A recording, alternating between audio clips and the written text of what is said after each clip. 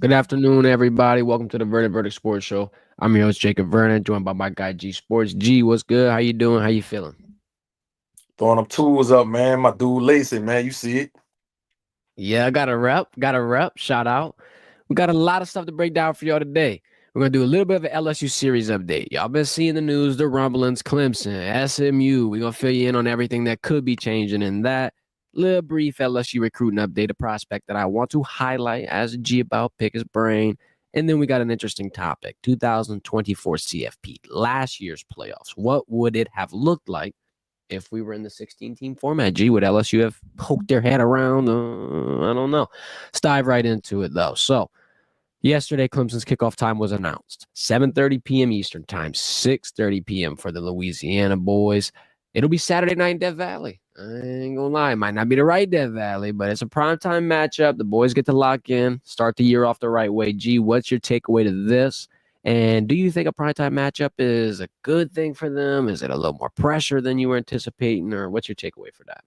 It's a good thing, man. Anytime LSU is playing a ranked team of the caliber of Clemson, you got to put them on a prime time schedule, bro. You know that the brand of LSU, everybody in the nation gonna be watching. When they played USC, I think they said they had like the third most views for that whole weekend of college football. So it was only right that they put them on prime time, bro. It's gonna be an atmosphere down there at Clemson. Then you got two potential Heisman Trophy candidates and Clay and Cade Klubnik and Yep. Garrett Nussmeier. The receiving core of LSU, they ready to start dancing in the end zone and getting all the cameras on them. So it's gonna be fun to watch. I can't wait. And then you talk about Heisman candidates. You could be seeing the potential battle out for the number one picks, even with Cade and Smart. Both of these quarterbacks obviously had a great career here. We'll be live on site as usual. More predictions on that game to come. But thought that was a very interesting update for LSU season because everybody's highlighting this game. This is the end all be all for Brian Kelly and this playoff run. They wanted to start the right way. You want to start undefeated, 1-0 on the road, defeating the ACC champions. And I did think that maybe this could potentially be a little bit of not adversity, but it's up in the ante, G, because This now will the this whole will nation. be this will be, in my opinion, the most important game of Brian Kelly's era at LSU. All right, that's just what that is, man. And I think that if they don't get it done, like we talked about in the last episode, Scott Woolward gonna have a lot of questions to answer. Come the next week, you're gonna start hearing rumblings, and you're gonna start hearing all the rumors going around about could Brian Kelly be getting bought out because he's on a 10-year deal. So, uh, like I say, I think this is the most important game of his career since he's been at LSU. I think so too, and this could really put them into a whole different conversation. Really, you can see the writing on the wall here before you even walk into this week. You win it, you're one of the top teams in college football. Everybody's talking about the rebuild, the transfer portal overhaul, how they've been able to kind of hit the bricks and make it look like nothing's ever happened. Now, same can be said about the opposite. If you lose, you're going to have that seat get a little warm. The Wolves in Baton Rouge are going to start howling.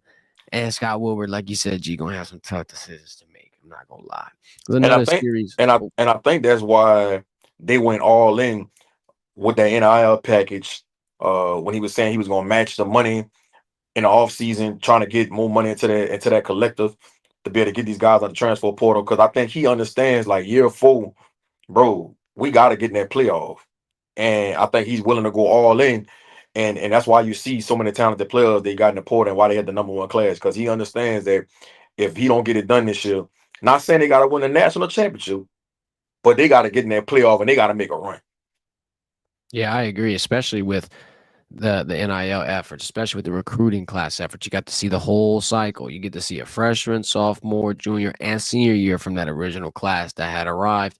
There's a lot of different variables. I got one question I want to pop into your head, though. Let's say, hypothetically, we got this 16-team format being talked about, being poked and prodded, 4 SEC bids. You got some at-large bids that they could sneak in with. Could that potentially save him a little bit? You think if, let's say, hypothetically, LSU does not get into the 12-man, unfortunately, but if the NCAA moves it to a 16 team, does that play into that decision or it don't matter? When when is the deadline for them to make the decision if it's going to turn into a 16-team playoff? You know? I'm not sure exactly on the deadline, but I know that they're talking about it through this season, and they are rumoring as early as a 2026 start, Yeah, meaning so it next won't year. happen. Yeah, it won't happen this year. So No. yeah, he gonna have to figure a way to get in that 12-team playoff this year. I mean, even if they voted to be able to turn into a 16 team, it ain't gonna matter if he don't make it this year because he ain't gonna see he ain't gonna see 2026. He ain't gonna be able to get a chance. Nah. One more brief update here in terms of series, in terms of matchups, LSU and SMU. We talked about that last time we were live. Gee, something went completely over my head. I ain't gonna lie. We're talking about a home and home. SMU's home is a little bit different than Tiger Stadium. Tiger Stadium, you can hold 109,000 people if you really cram everybody together. Concession stand, sideline, boxing at the top. SMU, 32,000, G. That's a big change. Now, there's a bunch of things that people are rumoring, hypothesizing. You got Jerry World in Dallas. You got a lot of different opportunities. Got two questions for you, though. First things first, this is an interesting question. LSU fans might not like to hear it, but it did pop into my head. Now, I know LSU fans travel well, and you got to give them the ability to be able to pack the stadium out and get it to the point that they want it to be. But does SMU really deserve losing home field advantage, hypothetically, in this situation? Just asking your opinion in this. I mean, usually that's how you do it though, bro. You do home and home. That's usually how it goes. That's what they doing with Clemson. It's not like SMU is on the bottom of the totem pole. When you talk about some of the mid-level D1s, that's an upcoming program. They was in the 12-team playoff last year. It I think they was. only gonna continue to get better. I do think they need to revisit if it should be at Cowboy Stadium, um, because LSU travels, right? They'll travel 32,000 people by themselves. So I think that's probably the only thing they need to kind of figure out. And if they do that, man, you're playing Jerry's World, and then the next year you come play down there in Death Valley and Baton Rouge. What do you think something like that happens? That's my second question here for you. I feel like Jerry World, Cowboy Stadium, AT&T Stadium, whatever you want to call it, everybody recognizes that as really one of the most innovative stadiums, one of the biggest brands in sports, not even just the NFL. What does it mean for a college like LSU, a big brand, and then another college like SMU, a building brand? What does it mean to be able to play in there, attach themselves to that? I mean, that's a state of the art facility, bro. I want to say the last time LSU played in there is when they played Oregon. Let me That's when see. Tyrann Matthew was there. I could be wrong about that. They might have played in there for a bowl game. No, I think the last time they played in there was when they played Oregon on prime time. First game of the Yep, season. Uh, 2011. yeah, I think that's the last time. So I think it's only fitting for them to be able to go back to Jerry World and put on a show against SMU. I think that'll be a nice location change. But like I said, completely went over my head whenever I initially reported this. I was very surprised and shocked to see 32,000. That feels like, especially in Texas, that feels like some high school stadiums over there. They got some big ones, and I'm not Well, you sneezing got to at SMU. realize, man, SMU, they just got to the Big 12. They wasn't always in the Big 12. There was an American Athletic Conference, which, with Tulane and Yep. Houston, those stadiums are not, I don't think any of them stadiums in that conference hold over 50,000 people. So that's just what that is. And I think LSU understands uh, what they was getting themselves into when they signed this contract. But I do think when it's all said and done, it's going to be moved to Jerry's World. I'll be excited to head out there. I ain't gonna lie, G. Let's talk about this recruiting update real quick. I was doing some research, looking around, and prospects jumping off the pages at me, and for a variety of reasons. Obviously, Lamar Brown. First reason can be the proximity. ULAB prospect, somebody that's in your backyard, and it don't always work out the way you want it to in ULAB. Everybody always has the explanation of, yeah, they've been on campus all their life, they want to see something different, and I do get that, but it also provides somebody with the ability to be able to recruit and develop a relationship that much better. G, he's probably one of the most versatile linemen that I really can pinpoint in this 2026 class. He's playing a little bit of O line, playing a little bit of D line. My question to you is, what do you think he's better at? And this is an insane question, but I'm gonna bring it to light. I mean, we're in the age of the Travis Hunter two-way player playing both sides. How, in your mind, impossible or possible would it be for a trench player to do that? Imagine I'm protecting my quarterback, then boom, you flip to the other side. I'm going to get the quarterback. How the hell would you even work that out? Absolutely not. Absolutely not, bro. Not in the trenches. Not in the SEC. It's It's just too insane. violent in them trenches. You're getting touched every play. It would never work. And I don't think Lamar Brown and his family is even thinking about doing something like that. You know, that'll be ridiculous if they even thought about um talking to schools about trying to do that. All right, especially if you're trying to preserve your body to play on Sundays. Which ones he's better at? Man, flip a coin. Flip a coin. He's that good at both on both sides of the ball. I think what it comes down to for Lamar Brown is if he's going to choose the defensive side of the ball, what kind of scheme they running. All right. I think he could play the three tech or the five. I think he's that good. He's super super athletic. But me personally, I would love to see him play O line. With him being so athletic, so big, so nimble, so light on his feet. When you got an offensive lineman that could move like that with that kind of them kind of traits, it's a you instantly think first round pick. And Lamar Brown has been really, really good every year he's been at UI going back to his ninth grade year. And I think that if LSU wants to seal a deal with him, they got to sell him on, being the next one. Emory Jones just got drafted in the third round. Will Campbell just got drafted in the first round. All right, you gotta sell him on being the next one. You know what I mean? Do I think he would have an opportunity to start as a freshman? Maybe. Uh, it's gonna depend on how this thing work out with Tyree Adams and Weston Davis. Uh, and even if Braylon Moore and Josh Thompson leave this year, all right, that could open up something at the guard position. I don't know if they have an open mind of playing guard when he first comes into college, and then maybe when Tyree Adams and Weston Davis leave, moving to tackle. I think that's some conversations him and Brad Davis and the staff is gonna have to have with him, but I think Lamar Brown is good enough, and his body is physically imposing enough to possibly be able to start as a true freshman. I really believe that. I think he has the mentality to be able to come in and figure things out schematic wise, and get into SEC shape. So we're gonna see. LSU better do everything in their power to make sure he stay home though. I know he coming from a single parent home. I met his mother a few times at camps and at games. Sweet, sweet lady. You could tell that they're doing their due diligence and trying to make sure they make the right decision, and not just going to say we gonna go to LSU just because of in our backyard. They trying to make sure they put him in the best position possible. And Lamar is very, very bright. People that probably don't know him, he has a really, really good head on his shoulders, and he understands how recruiting works. So whatever he decides to do, it's going to be the best decision for him, and he not going to base this off of NIL either. I can promise you that. Don't get me wrong, that's a part of it. I gotta keep saying it to people. I don't want y'all to make it seem like the NIL don't play a part into or a factor into these kids' decisions, but he understands the long term. And I think he's gonna make the best decision for him and his family when it's all said and done. And with what I've seen, because I wanted to ask you about that in terms of how, with that assessment of somebody that talented could potentially play freshman year, how do you lock in on that? You look at his Twitter, he's visiting USC, he's tweeting about visiting Austin, and there's a couple of worrisome destinations. G, you got A&M in the mix, and not to mention this is a complete little left turn, but just to visualize how athletic and how impressive this kid is. He just won state and track and field on campus here at LSU. G. Like this kid's all around athlete. It don't matter what it is. D line, O line, shot put, it don't matter. Throw him out Then there. I You're don't gonna know if get. you ever seen him. They had him on a relay. I think it was the 4x1. Bro, dude moving.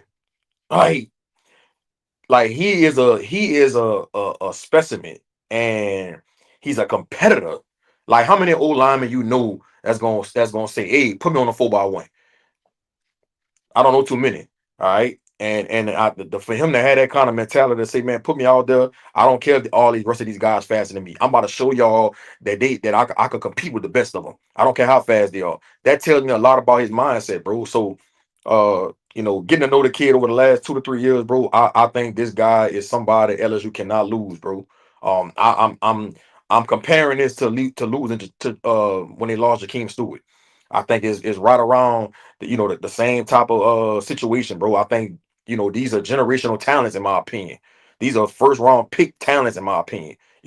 So Mhm. they got to do whatever they got to do to make sure they keep Lamar Brown home. Especially with all these people floating around, trying to poke and pry and get some attention on him. I feel like that's saying enough about it. let's move on to this college football playoff talk. So this is going to be a little bit of a confusing breakdown, but here's what I wanted to do for y'all. We're talking about 16-team format. We're talking about all these different seeds. 4 seeds for the SEC, 4 for the Big 10, 2 for the Big 12, yada, yada, yada, yada. I feel like you can't visualize it that good. You can't really understand it until we put it in a realistic scenario, G. So 2024, we saw the playoffs come and go. A lot of people griping, a lot of people complaining. Maybe Ole Miss, maybe Alabama, maybe some other teams that could have potentially got there names called on Selection Sunday. If we were in a 16-team format, there would have been some happy people. There would have been some changes, and those teams would have been some of the ones that got added in. Let me read them down to you. Seed number 1 to seed number 16. I'll explain the conference, the bid type, the whole 9 yards. The seeding last year in these playoffs, if we were in the 16-team format. Number 1 would have been Oregon out the Big 10 on an auto bid. Number 2, Georgia from the SEC. 3, Texas from the SEC. 4, Penn State from the Big 10. All of your auto bids, all of your top seeds in those conferences. One of them is going to be your conference champion. The other one's going to be your second seed. And as we've said at the beginning, SEC and Big 10 are getting 4 each. So number 1, number 2, number 3, number 4. Number 5 will be Notre Dame Independent. That's the at-large bid. Why? For championship. Can't do all these type of things. That's going to be the one that's going to take the top at large of the 3. Ohio State, Big 10, they're coming in. Tennessee at number 7 for the SEC. Indiana at number 8 for the Big 10. Here's your G5 bid. It'll be Ashton Genty, Boise State, Mountain West. SMU comes in at 10. ACC auto bid. 11 is when Alabama comes in. 12, Arizona State. And here's where we shake it up. We shake it up a hell of a lot. 13, Miami. 14, Ole Miss. 15, Clemson. 16, BYU. Now, let me explain to you how these matchups would look because there's no first-round buys. Everybody was griping about, we shouldn't have some of these teams just get an automatic win. Now you get your questions answered. Number 1, Oregon would play 16, BYU. G, I think we know how that one will work out. Number 8, Indiana would play Boise State. And at number 9, now that's a decent game. I feel like that could be a game that could be a little entertaining. Number 5, Notre Dame versus number 12, Arizona State. Number 4, Penn State versus number 13, Miami. Cam Ward would get an opportunity. Number 3, Texas versus number 14, Ole Miss. I think that game could potentially surprise some people. Number 6, Ohio State versus number 11, Alabama. G. It looked like the national championship trajectory and path and direction already gets derailed. Number 7, Tennessee versus SMU. And number 2, Georgia versus Clemson. Here's my takeaways. Obviously, like I said, you don't have anybody getting a bye. You don't have anybody automatically just walking through, breezing through. And a lot of people are upset about the whole fact that 4 teams just got an automatic punch to the next round. I think it could potentially be a little bit better if you have these games. Now, my question to you, G, do you think that 4 SEC teams and 4 Big 10 teams is too much? Do you think it kind of displaces this a little bit? Because now you're in a spot where 2 of the 3 bids went to SEC teams as well. It goes on off of a year by year basis, bro. Sometimes the SEC is loaded, sometimes the Big 10 is loaded. It's not all the SEC is usually loaded year in and year out. Every now and then they have an off year, but you can't just base it off and say we're gonna get 4 SEC teams in. All right, because what if that year they only got three really good teams in the SEC? Same thing with the Big 10. They up and down sometimes. Sometimes Penn State and Ohio State are the only 2 teams that's good in that league, and Michigan has an off year. Wisconsin might have a middle of the pack year. So I don't think they need to base it off of we're gonna get 4 SEC teams in. Man, base it off the 16 best teams in the country. Whatever that criteria is when it comes to strength of schedule, the eye test, the record, base it off of that, man, and come up with your 16 teams. I don't want to see anything where they're gonna pick how many teams come from each conference, and that's gonna be the criteria every year. I don't want to see that. Yeah, because then you're gonna get in the spot where it won't be 1 through 16. You might find a 20 over here. You might find a 18, a 25. And we know how this go. It's a money racket, bro. So they know, a school like Notre Dame, they might not deserve to be in a 16-team playoff, and they might be the 18th best team, but they're gonna put them in because they know people gonna watch this game for ratings and views, and they know they're gonna travel, which brings a lot of revenue to the bowl game. So, I don't want to see that, bro. I want to see the 16 best teams. We want to see the focus go from compensation to competition. Simply put, what do you think about the bye weeks? Like I've been seeing that narrative as well. The 16 team potentially adjusts that. I think if you're a one or a two seed, you deserve a bye, bro. I mean, Okay. if you're a one or two seed, that means you probably went undefeated. You probably went undefeated, and I think that's deserving to get a week off. That's just how I feel about it. In the 12-man format, would you think that four is too much, or do you think that it's just going to For have for like what? four buys? Like as of right now, with this year, we'll see four buys like we did last year. What's your take on that? For the top four seeds? Hmm.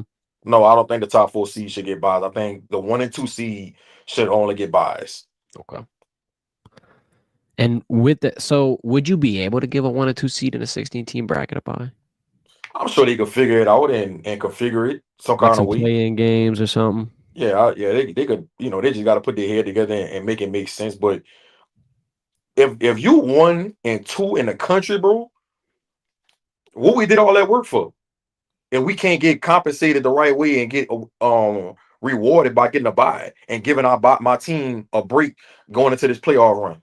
Come on, man, we might as well just stay middle of the pack on that top five, and lose a game, maybe two, and still be in a 12-team playoff and try to make a run that way. What we going undefeated for? And we not gonna get a bye with a one or the two seed. Just don't make no sense to me. So you got to get that one and that two seed a bye, bro.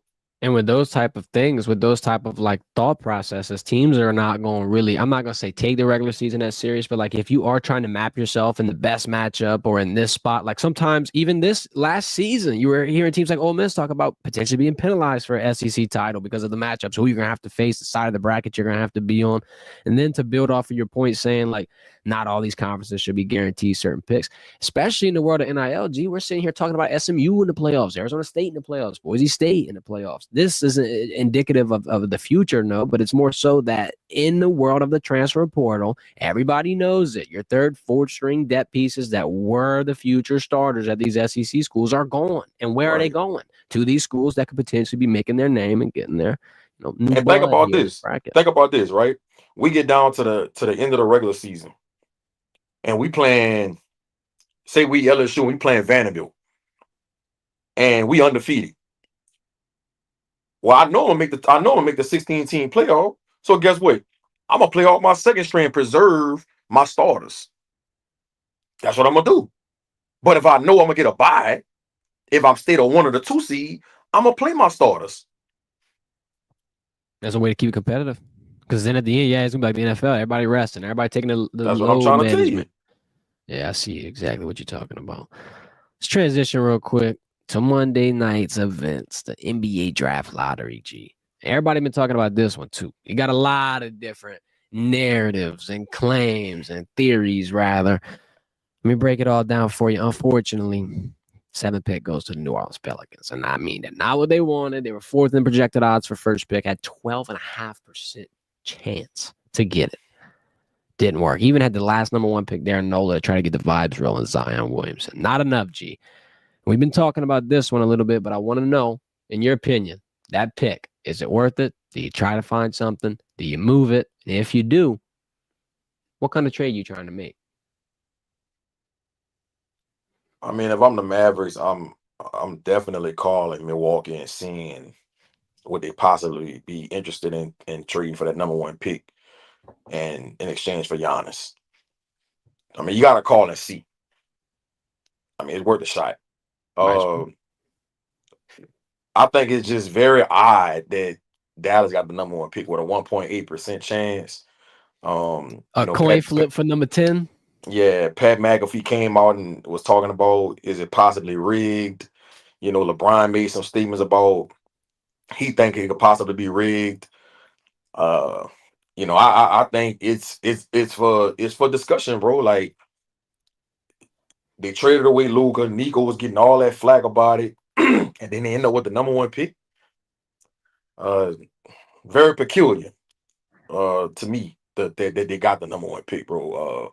But I'm gonna be honest with you, and it's gonna be a big time statement I'm gonna make.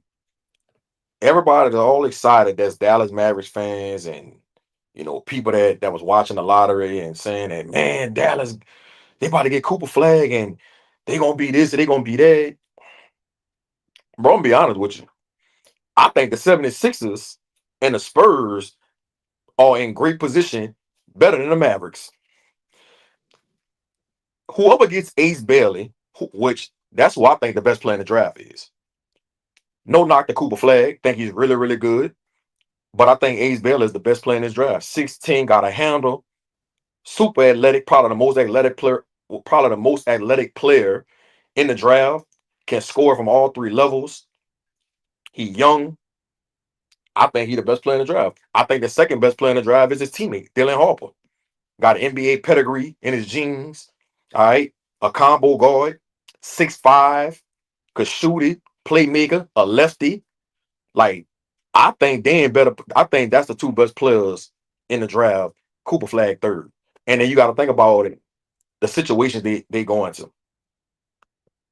One thing I will say, if Cooper Flag does go number one, which I think Ace Bailey should be number one, he's going to a great situation, bro. Think about it.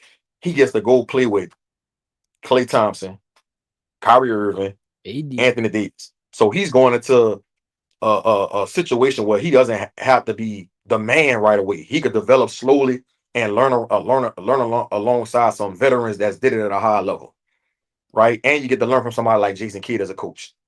Then the Spurs, if they pick Ace Bailey, if they pick Dylan Harper, which I think they probably gonna end up picking Dylan Harper at number two and pair him alongside De'Aaron Fox and Wembley, man, that's gonna be a nice three-headed monster. Then you talk about the 76ers. Joel Embiid come back from injury. Go, or Tyrese Maxey. If they Paul got George. Dylan Harper or if they got Ace Bailey, that's gonna be a nice three-headed monster. I think all three of these teams make the playoffs next year.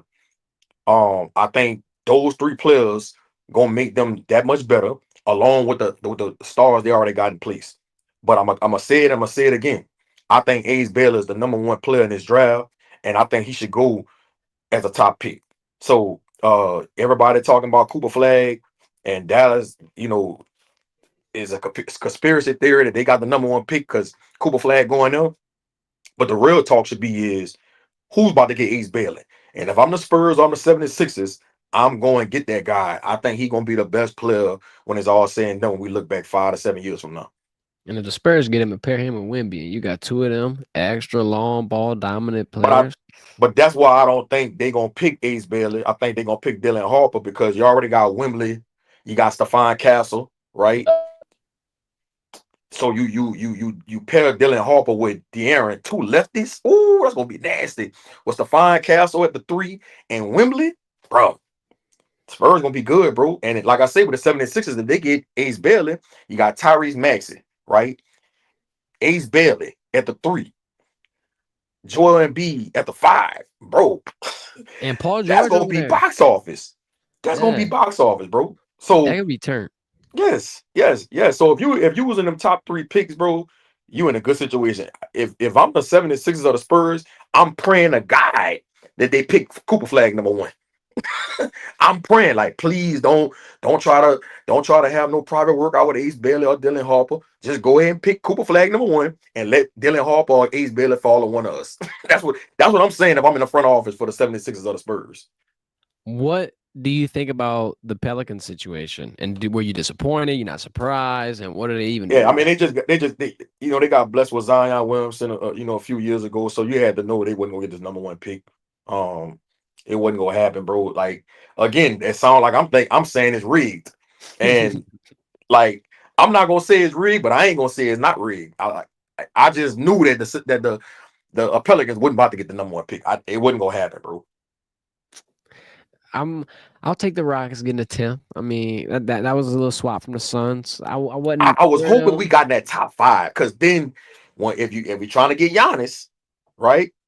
We trading away a top five pick, top 10, not The as Spurs attractive. the Spurs might have a little more advantage than us right now. I don't know. I'm nervous, G. And he is saying he want to play in a state with no income tax. Come on. San Antonio, Houston. Take your spot. I think Houston might be the best one. Fourth biggest city. I don't know. Come on, Giannis. We need to try to lock in. And then hold up. Before we clock out of this show, I want to pick your brain one more time about something. So the Celtics, obviously, God bless Jason Tatum. Towards Achilles. That whole Yeah, situation man. is looking very rough. Knicks are up 3-1. I believe they play tonight, trying to close it out. Pacers are already swept, so they're gonna be meeting them in the ECF.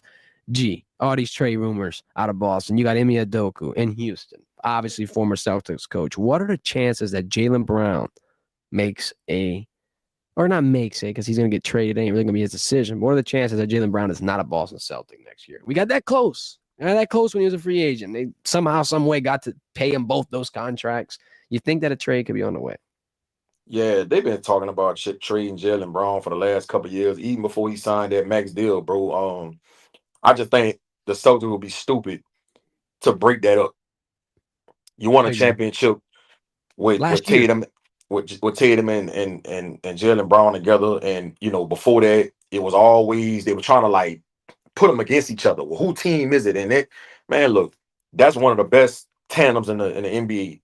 And they would be stupid, especially with both of them being under the age of 30, and they did 1 year championship. They experience, they handle themselves the right way.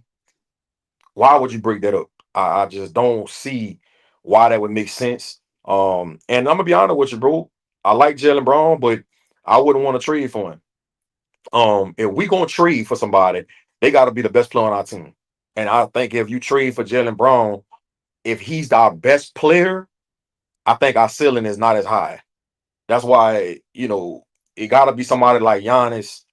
Um, Even though I really don't want Kevin Durant, I would take Kevin Durant over Jaylen Brown as well. And I know Jaylen Brown is younger, but I don't think it'd be smart for the Rockets to try to go after Jaylen Brown, in my opinion, unless we ain't got to give up too much, and that's not gonna happen.